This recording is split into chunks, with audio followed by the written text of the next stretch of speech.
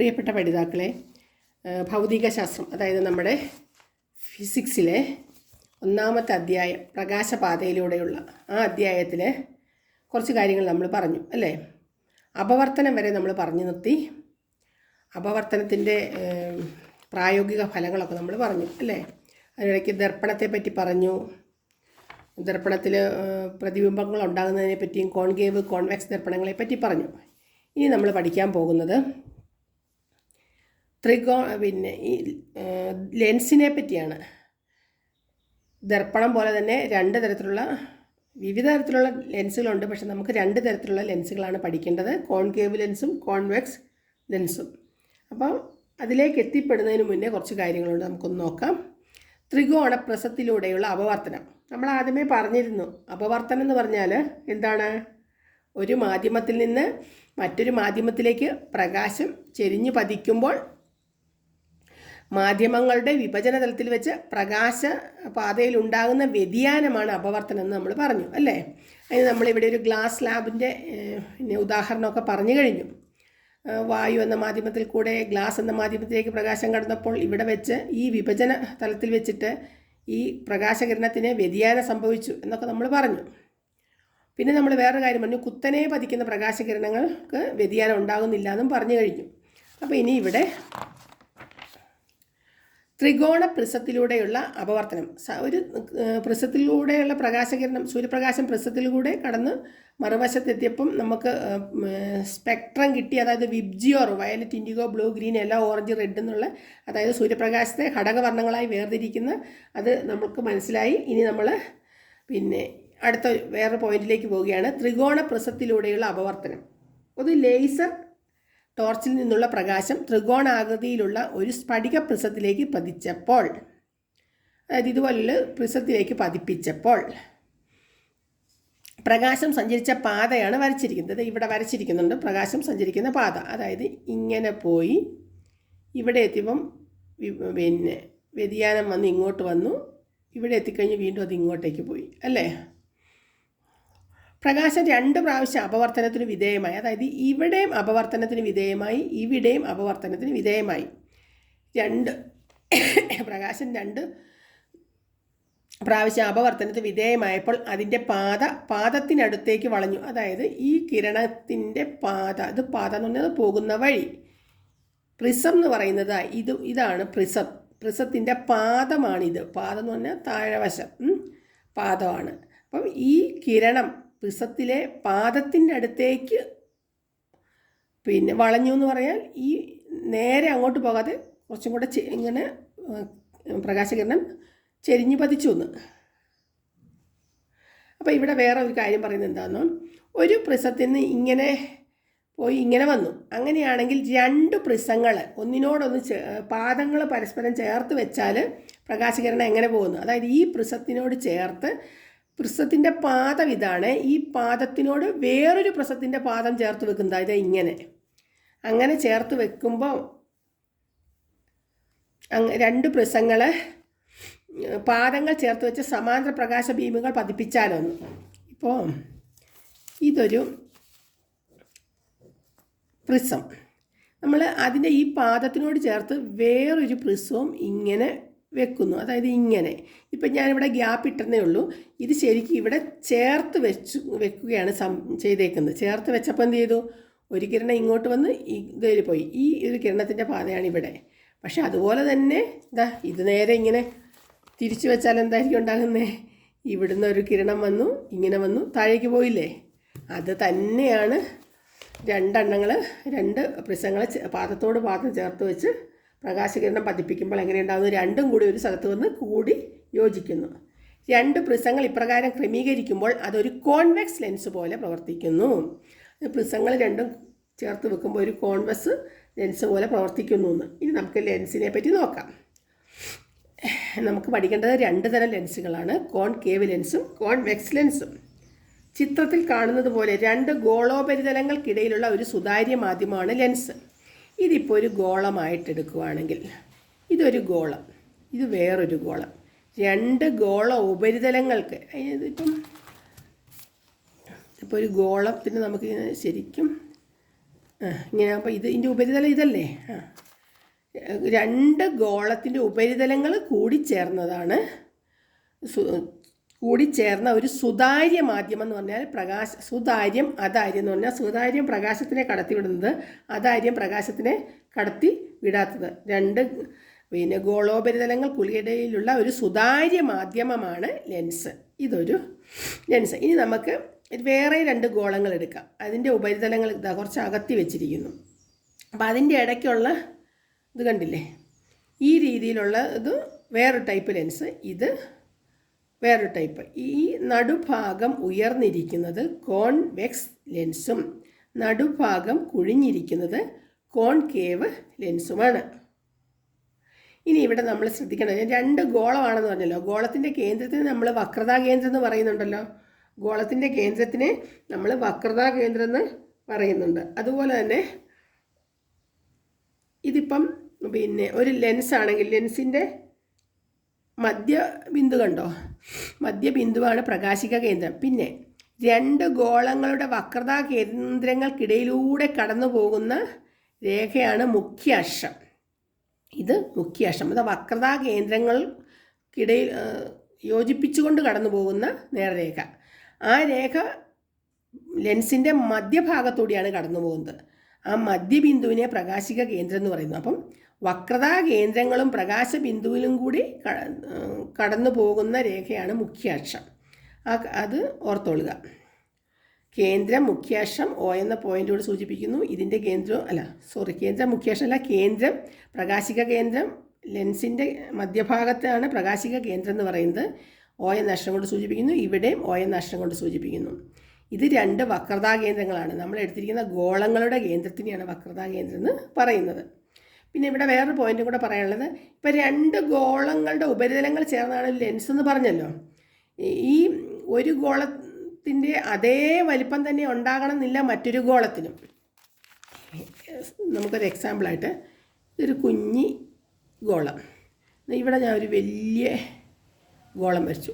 രണ്ടിൻ്റെ ഉപരിതലങ്ങൾ കൂടി ചേർന്ന് നമുക്ക് ആവശ്യമുള്ളൊരു ലെൻസ് കിട്ടിയില്ലേ. അപ്പം ഈ ഗോളം പോലെ അത്രയും വലിപ്പം ഉണ്ടാകണമെന്നില്ല, അല്ലെ അതിൽ വലുതായാലും ചെറുതായാലും രണ്ട് ഗോളത്തിൻ്റെ ഉപരിതലങ്ങൾ കൂടി ചേരുന്നതാണ് ഒരു ലെൻസ്.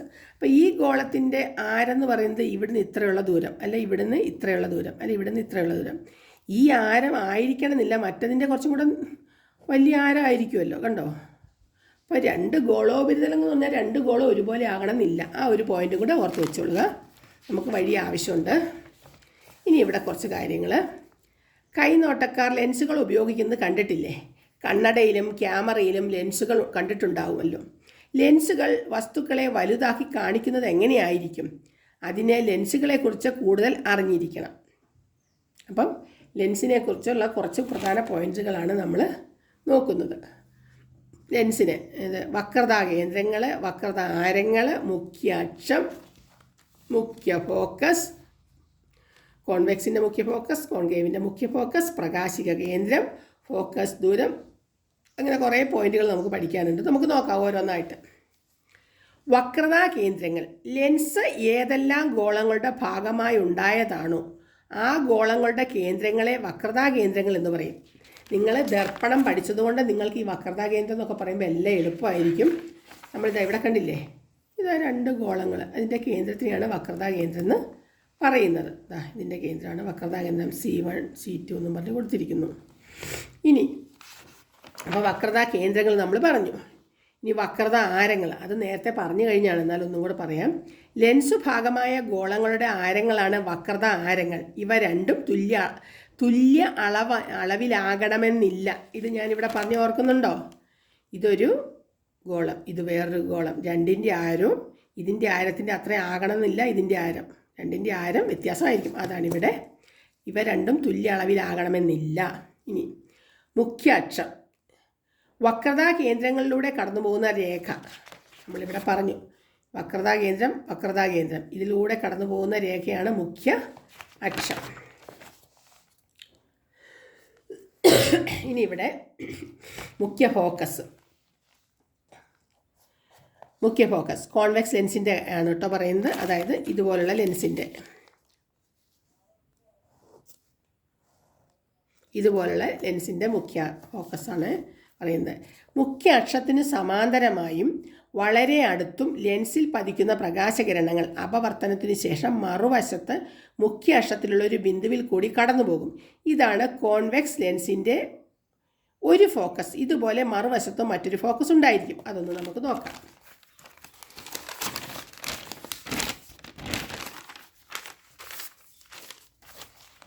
അതായത് ഒരു ലെൻസ് ഇതായിപ്പോൾ ഇവിടെ വരയ്ക്കുകയാണ്. നിങ്ങളൊക്കെ വരയ്ക്കുമ്പോൾ നല്ല വൃത്തിക്കും ഭംഗിക്കും വരച്ചോളുക. ഇതിപ്പം ലെൻസിൻ്റെ കേന്ദ്രം.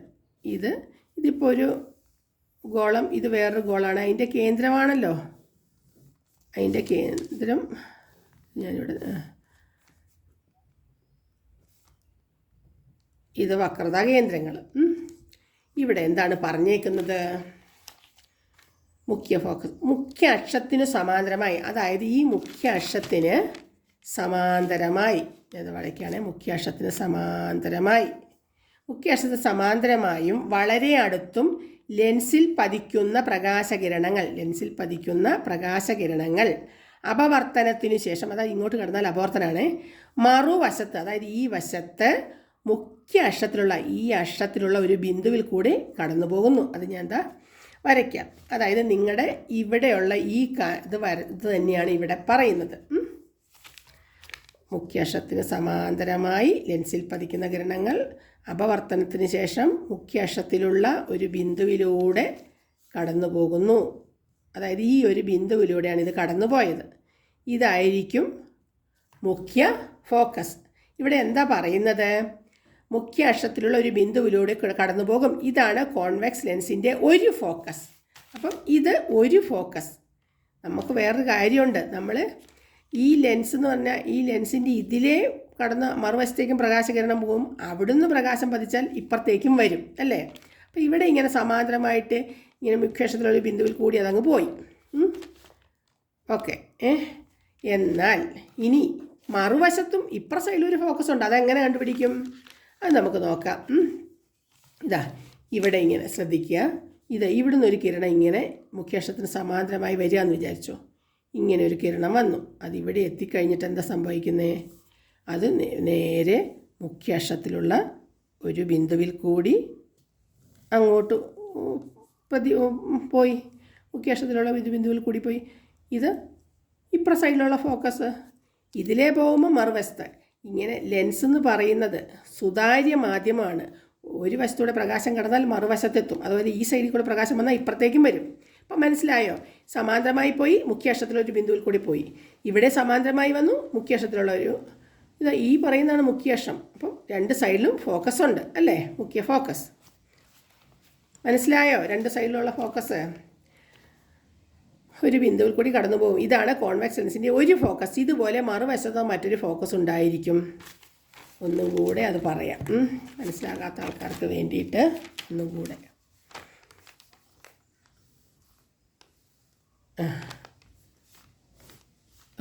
തെറ്റിപ്പോയി. ഇത് മുഖ്യ ഫോക്കസ് എന്ന് വിചാരിച്ചോളുക. മുഖ്യ ഫോക്കസിന് സമാന്തരമായ ഒരു കിരണം ഇങ്ങോട്ട് വന്നു. എന്നിട്ട് എന്ത് ചെയ്തു? ഇത് മുഖ്യ അക്ഷമാണ്.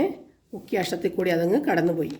അതുപോലെ ഇവിടെ നിന്നും, അല്ലെങ്കിൽ നമുക്ക് നോക്കാം, അതായത് ഇവിടുന്ന് വരണം സമാന്തരമായി വരുന്ന നോക്കാം. ഇവിടുന്ന് വരണം സമാന്തരമായി ഇങ്ങോട്ട് വന്നു. ഇവിടുന്ന് മുഖ്യ അക്ഷത്തിലുള്ളൊരു ബിന്ദുവിൽ കൂടെ പോയി. ഈ സൈഡിലുള്ള ഫോക്കസ് ഇവിടെ, ഈ സൈഡിലുള്ള ഫോക്കസ് ഇവിടെ. കറക്റ്റ് അളവെടുത്ത് വരയ്ക്കുമ്പോൾ കറക്റ്റായിട്ട് ഫോക്കസിൻ്റെ അളവ് കറക്റ്റ് കിട്ടുക. ഇത് എൻ്റെ ഒരു കൃത്യതയില്ലാതെ വേഗം വരച്ചുകൊണ്ടാണ് ഇങ്ങനെ വന്നേക്കുന്നത്. ഇവിടുന്ന് പറഞ്ഞാൽ സമാന്തരമായി വന്നു, ഫോക്കസിൽ കൂടെ പോയി. ഇവിടുന്ന് പറഞ്ഞാൽ സമാന്തരമായി വന്നു, ഫോക്കസിൽ കൂടി പോയി. ഇനി നമുക്ക് ഇവിടുന്ന് പറഞ്ഞാൽ സമാന്തരമായി വന്നു, ഫോക്കസിൽ കൂടി ഇതിലേ പോകും. ഇനി ഇവിടുന്ന് പറഞ്ഞാൽ സമാന്തരമായി വന്നു, ഈ ഫോക്കസിൽ കൂടെ തന്നെ പോകും. ഒരു ലെൻസിനെ രണ്ട് ഫോക്കസ് ഉള്ളത് രണ്ട് സൈഡിലും ഉള്ള കൃത്യമായ അകലത്തിലായിരിക്കും. അതായത് ഈ പ്രകാശിക കേന്ദ്രത്തിൽ നിന്ന് ഫോക്കസ് വരെയുള്ള ദൂരം, ഈ പ്രകാശിക കേന്ദ്രത്തിലെ ഫോക്കസ് വരെയുള്ള ദൂരം, രണ്ട് ദൂരങ്ങളും തുല്യമായിരിക്കും. ഞാനിപ്പോൾ ഇവിടെ വരച്ചുകൊണ്ട് ഒന്ന് വലുതും ഒന്ന് ചെറുതായിട്ടുണ്ട്. അങ്ങനെ ഒരിക്കലും വരാറില്ല.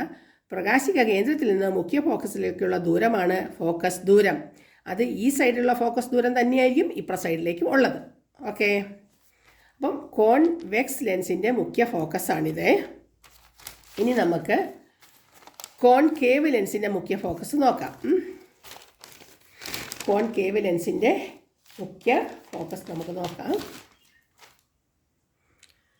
Concave lens. അപ്പോൾ നമുക്ക് ആദ്യം ഒരു കോൺകേവ് ലെൻസ് വരയ്ക്കാം. Concave lens.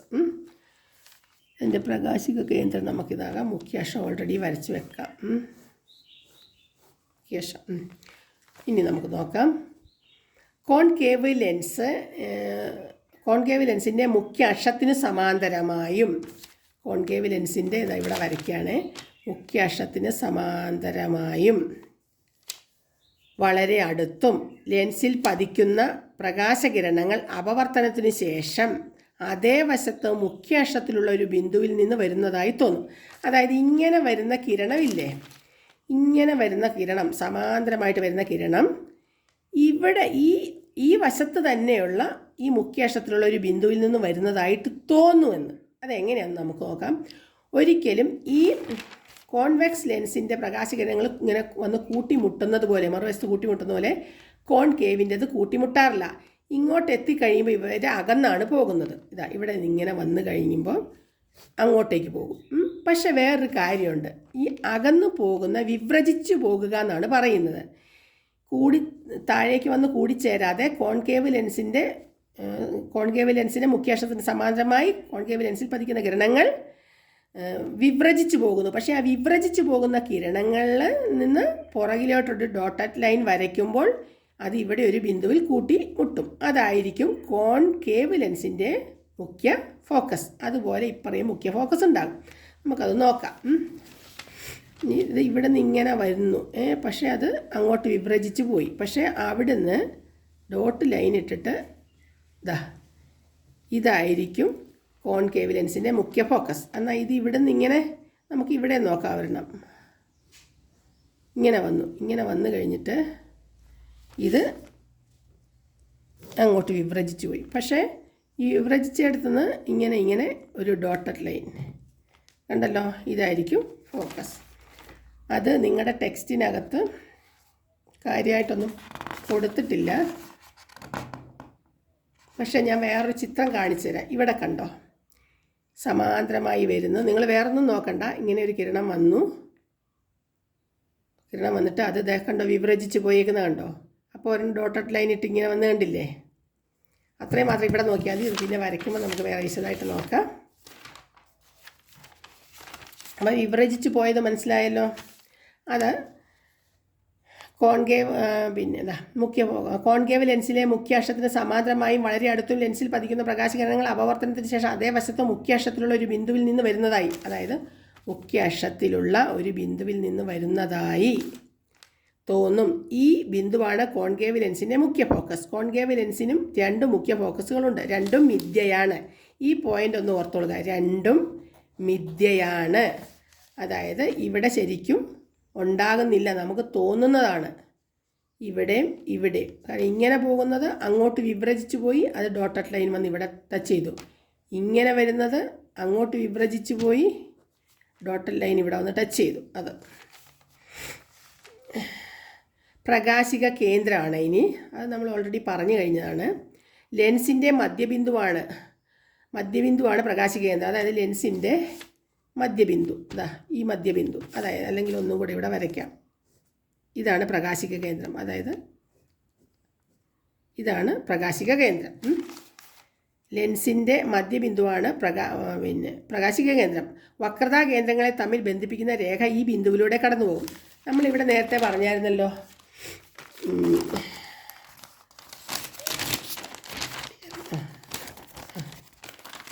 ഇതാ ആണെന്നുള്ളത്. ഇതിപ്പോൾ ഒരു ലെൻസ്, കോൺവെക്സ് ലെൻസ്, അതിൻ്റെ പ്രകാശിക കേന്ദ്രം ഇതാണ്. വക്രതാ കേന്ദ്രം ഇതാ ഇവിടെ. ഈ വക്രതാ കേന്ദ്രങ്ങൾ കടന്നു പോകുന്ന ഇതിലെയാണ്, പ്രകാശിക കേന്ദ്രത്തിൽ കൂടിയാണ്. അതാണ് ഒന്നുമില്ലടോ. പ്രകാശിക കേന്ദ്രം എന്ന് പറഞ്ഞാൽ ലെൻസിൻ്റെ നടുഭാഗം, മധ്യബിന്ദു, അതൊരു പോയിൻ്റാണ്. അതായത് ബിന്ദു എന്ന് പറയുന്നത്. ലെൻസിൻ്റെ മധ്യബിന്ദുവാണ് പ്രകാശിക കേന്ദ്രം. വക്രതാ കേന്ദ്രങ്ങളെ തമ്മിൽ ബന്ധിപ്പിക്കുന്ന രേഖ ഈ ബിന്ദുവിലൂടെ കടന്നു പോകും. അതായത് നമ്മുടെ മുഖ്യ അക്ഷം കടന്നു പോകുന്നത് ഈ പ്രകാശിക കേന്ദ്രത്തിൽ കൂടിയാണെന്ന്. ഇനി ഫോക്കസ് ദൂരം, അതും നമ്മൾ നേരത്തെ പറഞ്ഞിരുന്നു അല്ലേ. ഫോക്കസ് ദൂരം ഒന്നും കൂടെ പറയാം. പ്രകാശിക കേന്ദ്രം മുതൽ മുഖ്യ ഫോക്കസ് വരെയുള്ള ദൂരമാണ് ഫോക്കസ് ദൂരം. നമ്മൾ നേരത്തെ ഇവിടെ പറഞ്ഞായിരുന്നു, പ്രകാശിക കേന്ദ്രം മുതൽ മുഖ്യ ഫോക്കസ് വരെയുള്ള ദൂരമാണ് പ്രകാശിക കേന്ദ്രം. അതായത് ഇവിടുന്ന് ഇവിടം വരെയുള്ള ദൂരമാണ് പ്രകാശിക കേന്ദ്രവും മുഖ്യ ഫോക്കസും തമ്മിലുള്ള അകലമാണ് ഫോക്കസ് ദൂരം. ഫോക്കസ് ദൂരം. രണ്ട് ലെൻസിൻ്റെ രണ്ട് ഫോക്കസുകളിലേക്കുമുള്ള ദൂരങ്ങൾ തുല്യമായിരിക്കും. അതാണ് ഞാൻ നേരത്തെ നിങ്ങളോട് പറഞ്ഞത്. ഞാൻ വരച്ചപ്പം ക്ലിയർ ഇല്ലാത്തത് കൊണ്ടാണ് ഈ ഇവിടുന്ന് ഇവിടം വരെയുള്ള അകലവും ഇവിടുന്ന് ഇവിടം വരെയുള്ള അകലവും വ്യത്യസ്തമായിരിക്കുന്നത്. പക്ഷേ ഈ അകലവും തുല്യമായിരിക്കും. ഒന്നും കൂടെ നമുക്കിവിടെ ജസ്റ്റ് വരയ്ക്കാം.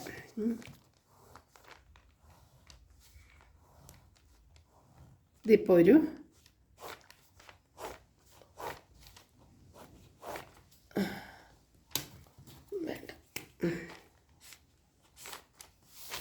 വേണ്ട ഇവിടെ തന്നെ വരയ്ക്കാം.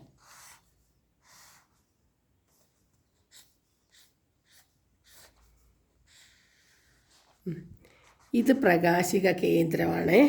ഈ പ്രകാശിക നമ്മളിങ്ങനെ ഇവിടെ നിന്ന് ഇങ്ങനെ ഒരു കിരണം സമാന്തരമായി ഇങ്ങനെ വന്നു ഫോക്കസിൽ കൂടെ പോയെന്ന് പറഞ്ഞില്ലേ, ഇത് ഫോക്കസ് എന്ന് പറഞ്ഞല്ലോ.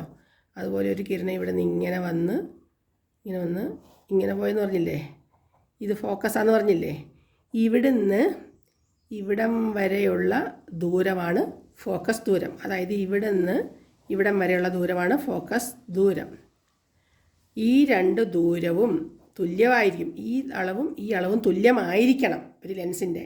ഞാൻ വരച്ചപ്പം എൻ്റെ വരയുടെ ഭംഗി കൊണ്ട് കുറച്ചൊക്കെ വ്യത്യാസം വന്നെങ്കിലും ഈ അകലവും തുല്യമായിരിക്കും. അതാണ് ഇവിടെ പറയുന്നത്. ഒരു ലെൻസിൻ്റെ രണ്ട് ഫോക്കസുകളിലേക്കുമുള്ള ദൂരങ്ങൾ തുല്യമായിരിക്കും. അതായത് ഈ ലെൻസിൻ്റെ ഈ ഫോക്കസ് ഇവിടെ, ഒരു ഫോക്കസ് ഇവിടെ, ഇവിടെ നിന്ന് ഇങ്ങോട്ടുള്ള ദൂരവും തുല്യമായിരിക്കും. വക്രത ആരങ്ങൾ വ്യത്യസ്തമാണെങ്കിൽ, നമ്മൾ നേരത്തെ ഇവിടെ പറഞ്ഞല്ലോ വക്രത ആരം, അതായത് ഇങ്ങനെയുള്ള രണ്ട് ഗോളം എടുത്താൽ ഇത് ചെറിയ ഗോളം, ഇത് വലിയ ഗോളം, രണ്ടും കൂടെ കൂടി ചേരുമ്പോൾ നമുക്കത് ലെൻസ് കിട്ടി. പക്ഷേ ഇതിൻ്റെ ആരം ചെറുത്, ഇതിൻ്റെ ആരം വലുത്. രണ്ട് ആരങ്ങൾ വ്യത്യാസമാണെങ്കിലും ഫോക്കസ് കറക്റ്റായിരിക്കും. ഒരേ ഫോക്കസ് ദൂരം ഒരുപോലെ ആയിരിക്കും. ഇവിടുന്ന് ഇങ്ങോട്ടുള്ള ദൂരം തുല്യമായിരിക്കും ഫോക്കസ് ദൂരം. വക്രത ആരങ്ങൾ വ്യത്യാസമാണെങ്കിലും ഫോക്കസ് ദൂരം, രണ്ട് ഫോക്കസുകളിലേക്കുള്ള ദൂരങ്ങൾ തുല്യമായിരിക്കും. ഓക്കെ.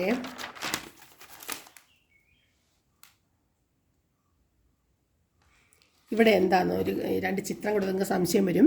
കോൺവെക്സ് ലെൻസ് സമാന്തരമായി ലെൻസിൽ പതിക്കുന്ന കിരണങ്ങൾ മറുവശത്ത് ഫോക്കസിൽ കൂടി കടന്നു പോകുന്നു. കണ്ടോ ഇങ്ങനെ.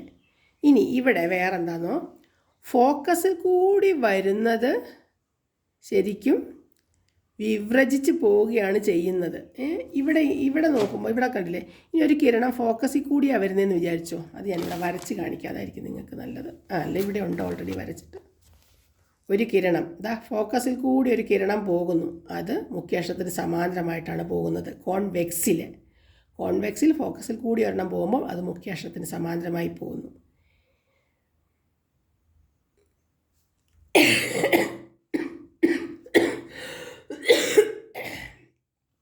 ഇനി വേറൊരു ഇത് പറയാനുള്ളത്,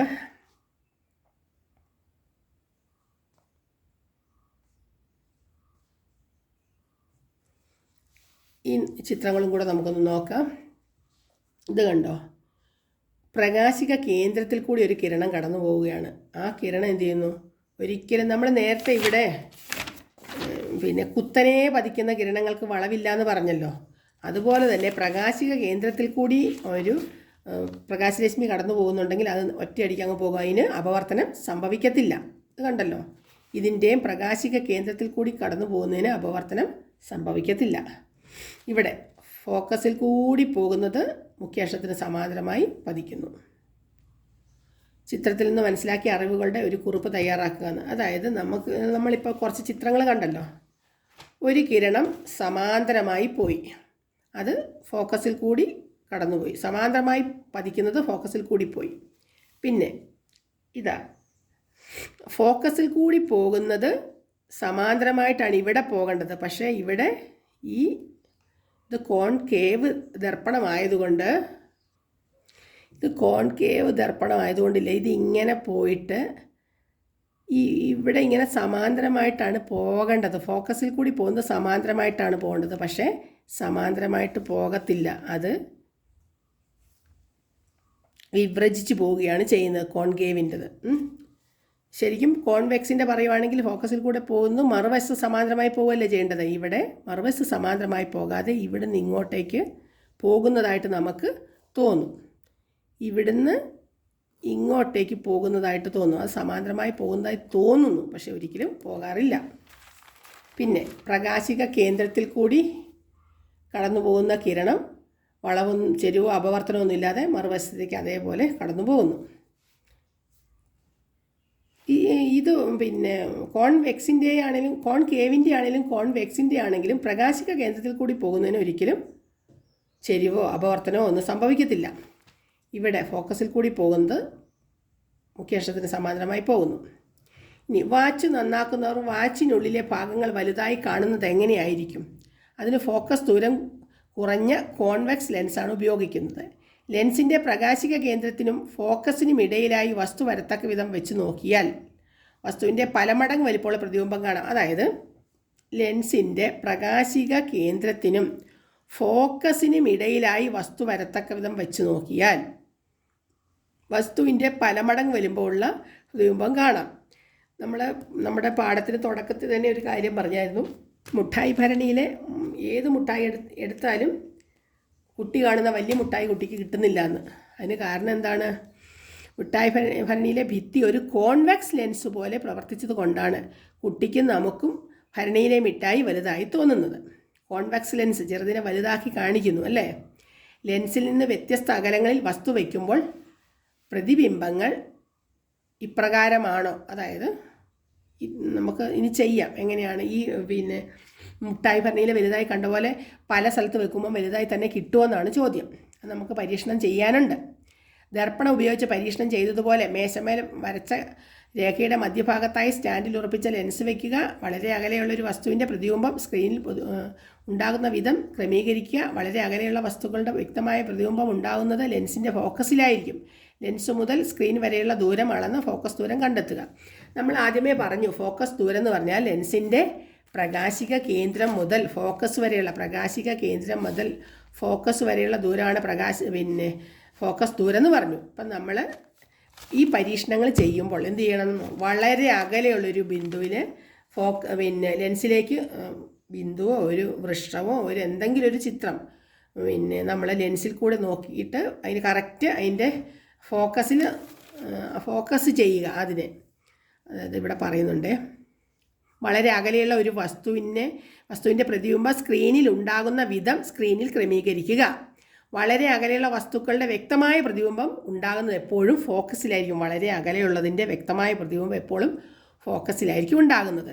എന്നിട്ട് ആ പ്രതിബിംബത്തിൻ്റെ അടുത്തുനിന്ന് പ്രകാശിക കേന്ദ്രം വരെയുള്ള ദൂരം അളക്കുമ്പോൾ നമുക്ക് ഫോക്കസ് ദൂരം കിട്ടും. അങ്ങനെ ഫോക്കസ് ദൂരം കണ്ടുപിടിച്ച് ഓരോ ലെൻസിനും ഫോക്കസ് ദൂരം വ്യത്യാസമായിരിക്കും. ഓരോ ലെൻസിൻ്റെയും ഫോക്കസ് ദൂരം കണ്ടുപിടിച്ച് കഴിഞ്ഞിട്ട് നമ്മൾക്ക് ഈ പരീക്ഷണങ്ങൾ ചെയ്യണം.